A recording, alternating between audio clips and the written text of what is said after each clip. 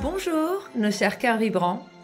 Bienvenue sur notre chaîne TV, La Terre des Cœurs Vibrants. Aujourd'hui, nous allons clôturer le thème des petits bonheurs au quotidien. Oui, on va le clôturer, on va clôturer le mois de mars. Mais on va vous remercier auparavant pour vos abonnements et pour vos partages qui nous font chaud au cœur. Merci. Merci. Donc voici une liste non exhaustive de tous nos petits bonheurs au quotidien, mais il y en a tellement. Donc écoutez de la musique. Nous adorons se laisser porter par la vibration du son, parce que la musique peut transcender un état, apaiser, dynamiser, inspirer. C'est vraiment cette reliance de cœur à cœur. Donc elle a des bienfaits sur l'humeur, la santé. D'ailleurs on a chanté juste avant de faire la vidéo. Donc ça a des bienfaits aussi sur l'attention, sur la mémoire, sur les émotions, sur la créativité. Alors aussi on peut apprendre à jouer d'un instrument et donc ça procure vraiment beaucoup d'harmonie intérieure. Complètement. Et puis la musique, eh bien, je sais pas vous, mais moi ça me donne envie de danser. Ouais. Ça me donne envie de me mouvoir, d'être en mouvement et de fusionner avec la musique pour un lâcher-prise complet.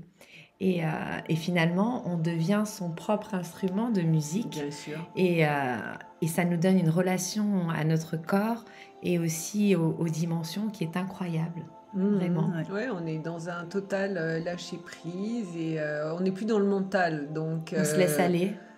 Voilà, et même pour ceux qui n'aiment pas danser ou qui ont peur du jugement des autres ou moi des fois j'entends mais je sais pas danser, mais c'est pas grave, on s'en fout, on peut fermer les yeux, rentrer dans sa bulle et se laisser aller. Et vraiment se laisser guider par la musique. Et je trouve que ça fait un bien fou. On peut le faire seul, à la maison ou dans un cours, dans un groupe. Avec ses enfants. Ouais. Des beaux moments de partage. Exactement. Ouais, ça fait beaucoup de bien. Et en même temps, apprendre à ne rien faire, c'est tout aussi bénéfique, surtout sans culpabilité. Ouais. Oui, c'est ça qui est important. Voilà. Exact. Prendre du temps pour soi. Et finalement, ne rien faire, ce n'est pas ne rien faire. C'est un moment aussi où on se fait du bien. Oui, dans ce sens, oui. Oui, dans ce sens, oui. Ouais. Donc chanter aussi. Ah oui, on adore chanter, ça. Voilà, on adore ça. Permet de développer et de maintenir l'ensemble de nos fonctions cognitives en éveil et de nous ouvrir à nos émotions, de pouvoir les exprimer, et ces vibrations aussi apportent une grande détente pour soi et pour les autres. Donc, et en plus de ça, on est vraiment sous l'emprise de la dopamine, ce neurotransmetteur qu'on appelle aussi la molécule du bonheur.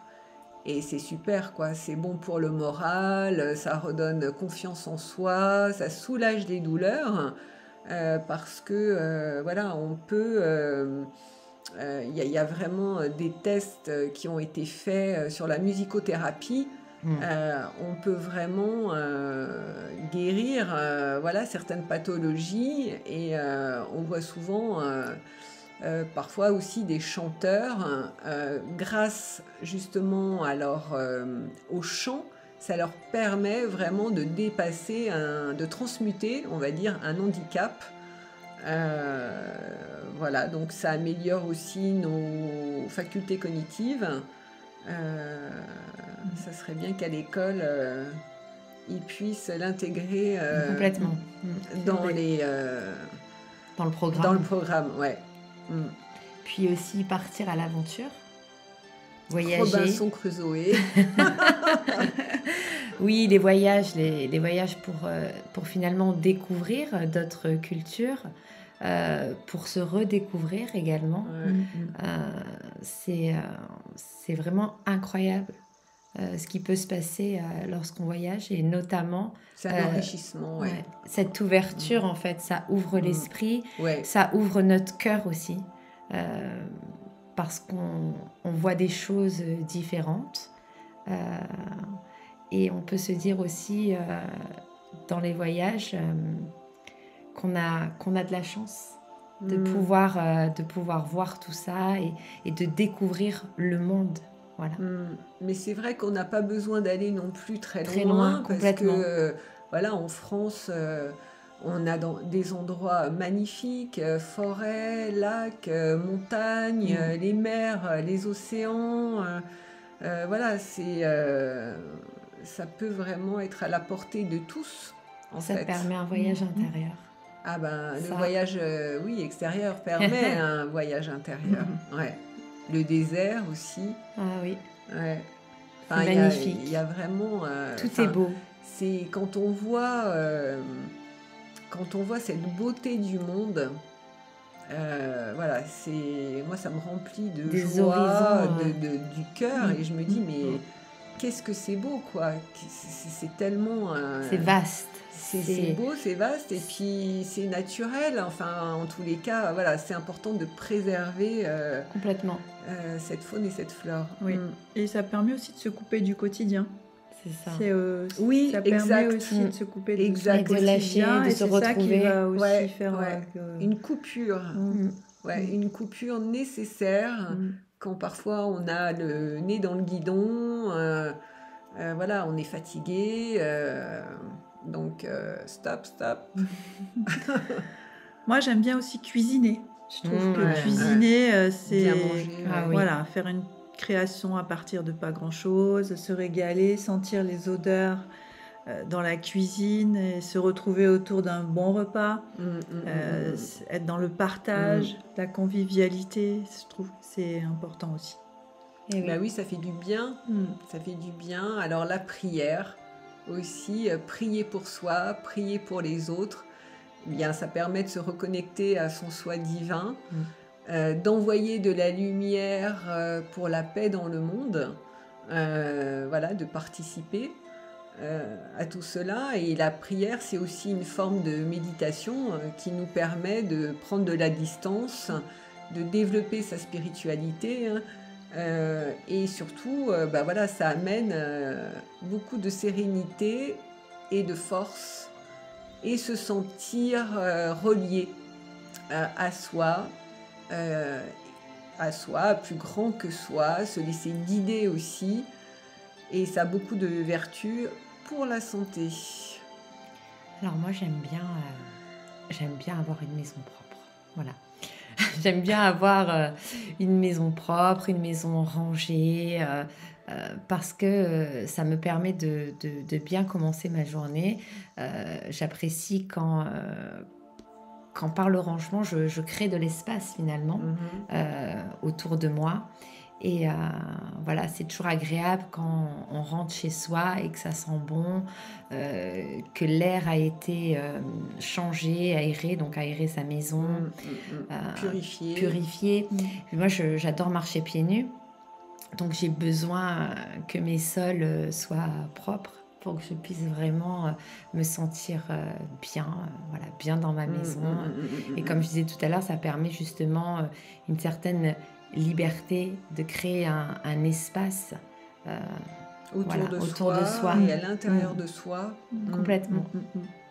Passer du temps avec ses enfants, leur accorder du temps, jouer avec eux, être dans l'échange, dans le partage aussi. Voilà. C'est très important. Ils nous apprennent beaucoup. Ouais, ce sont des guides.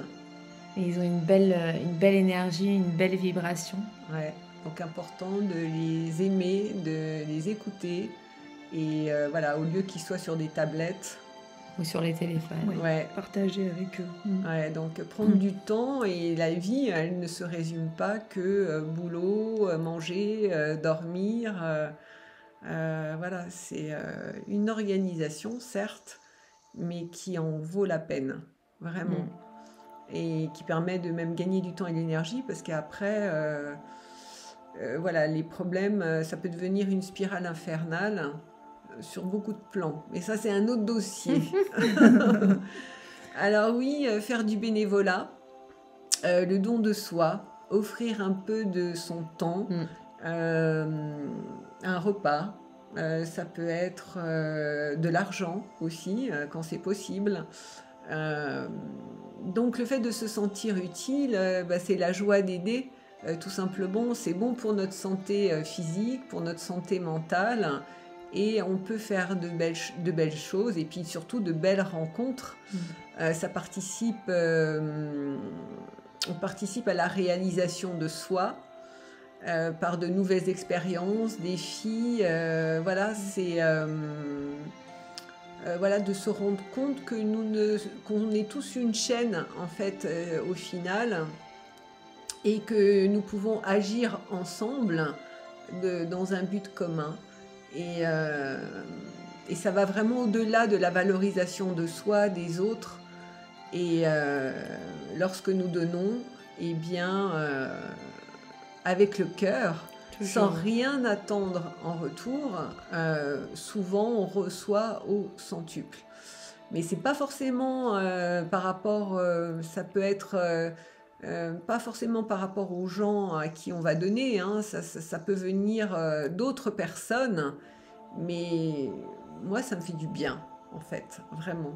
Bon, je le fais pour les animaux, je le fais beaucoup pour les animaux, parce que les animaux, vraiment, c'est ma passion, la nature aussi.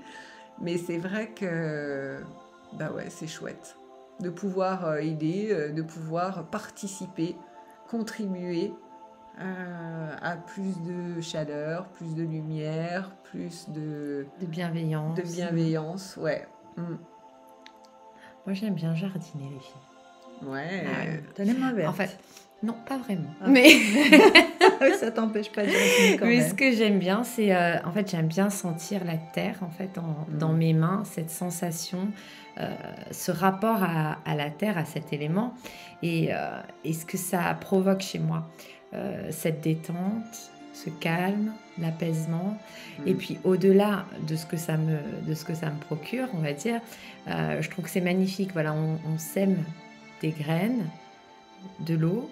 Et puis, il va y avoir une création qui arrive, des fleurs magnifiques.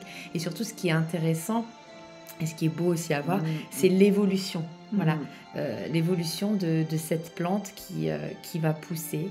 Et je trouve ça magnifique. Ouais, c'est une grande richesse, de suivre le cycle des saisons. Complètement. Et ouais, de voir cette magie. En fait, pour moi, c'est un miracle. Mais comme on est des miracles. Chaque chose est un miracle. Complètement, c'est ça. Quand on voit qu'à partir de rien, on peut avoir un arbre fruitier magnifique. C'est comme par exemple quand on a son propre potager aussi. Ah bah oui, permaculture, la permaculture. Waouh. Bon, il existe encore d'autres choses, mais ouais. Et moi, je te rejoins aussi sur la création, par exemple, d'un objet en poterie. Oui. Voilà, transformer de la pâte d'argile en objet utilitaire ou décoratif, l'émaillage, la cuisson, enfin, voilà. Ça, c'est, je trouve, ça fait beaucoup de bien aussi de pouvoir créer. Oui, c'est ça, la créativité, on en revient à la créativité. Et puis de lâcher prise aussi, parce que quand on est dans... Oui, et puis voilà, c'est la créativité, la beauté, ça fait partie de la spiritualité. Et puis observer tout simplement un magnifique lever du soleil, méditer, inspirer, expirer, se remplir de lumière et d'énergie, de vitamine D. Voilà, ça c'est un exercice qu'on peut faire au quotidien. Bon, c'est vrai que nous, dans le Sud, on est gâtés. On est gâtés, mais voilà, on peut le faire à certains moments, quand on a la possibilité. Dès que c'est possible. Dès que c'est possible, sans modération.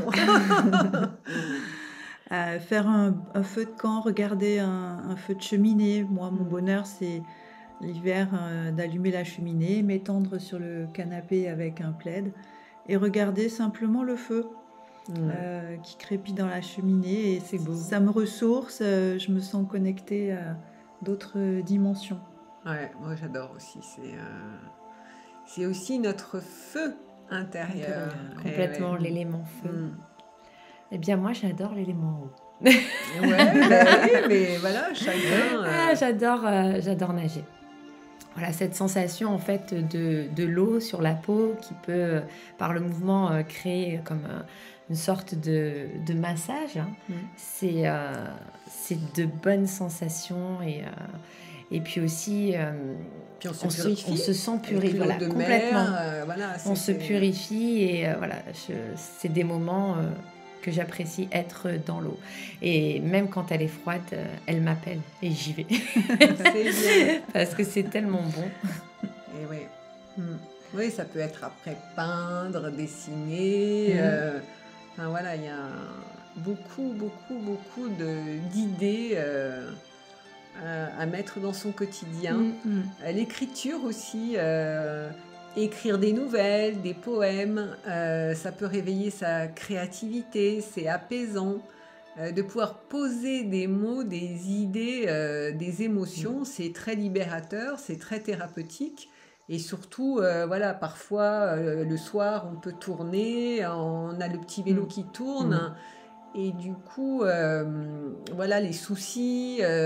on se refait la journée et puis voilà, on dort pas et puis le lendemain on est fatigué, donc voilà, on fait le fameux journal intime où le fait d'écrire le soir, de poser les choses, puisque tout ce qui n'est plus à l'intérieur est à l'extérieur, permettra en fait de dormir beaucoup plus facilement. Donc au final, comme on a vu, ce sont des petites choses simples à la portée de tous. Et surtout, ces petits bonheurs au quotidien permettent de laisser le passé au passé, de revenir dans l'instant présent. Ça passe par un état d'être, par la paix du cœur. Et après, tout dépend. Tout dépend de la façon dont nous regardons la vie. Et la vie, car elle a toutes les ressources pour nous, et nous les avons en nous. Et oui, pour être heureux. La santé, la joie, l'abondance et la prospérité. Ouais. Et le contraire du bonheur, ce serait l'insatisfaction. Car dans l'insatisfaction, on peut ressentir de la souffrance, ça nous amène le manque, la tristesse. Par contre, si on est dans une recherche extérieure de pouvoir et d'accumulation, on restera dans ce mal-être. L'accumulation d'objets dont on ne sera jamais content et on passera à côté de sa vie. Eh oui. Sentir de la gratitude pour la personne que nous sommes, pour la vie, être reconnaissant, aimer ce que nous avons, tous ces petits bonheurs qui illuminent notre quotidien. Magique. Donc même si nous avons des épreuves, nous pouvons les transmuter justement en étant dans cette découverte, redécouverte, et finalement de se dire qu'on ne sait pas, on ne sait rien. Et voilà, juste de se laisser guider comme un enfant qui s'émerveille, qui découvre le monde, car en tant qu'adulte, l'enfant est beaucoup plus puissant que l'adulte. Car il est spontané, intuitif, créatif, et il ne demande qu'apprendre. Alors, se détacher de tout. Ne s'attacher à rien. Être dans sa conscience et donner avec son cœur. Le sens de l'existence devrait faire partie en fait de l'éducation. Donc le bonheur ne s'achète pas et l'élan du cœur est vraiment la clé. Le vrai bonheur ne dépend d'aucun être et d'aucun objet extérieur. Il ne dépend que de nous. Merci pour tous vos échanges inspirants et vos partages. N'oubliez pas de vous abonner et de partager. À très vite pour la suite. À bientôt! À bientôt!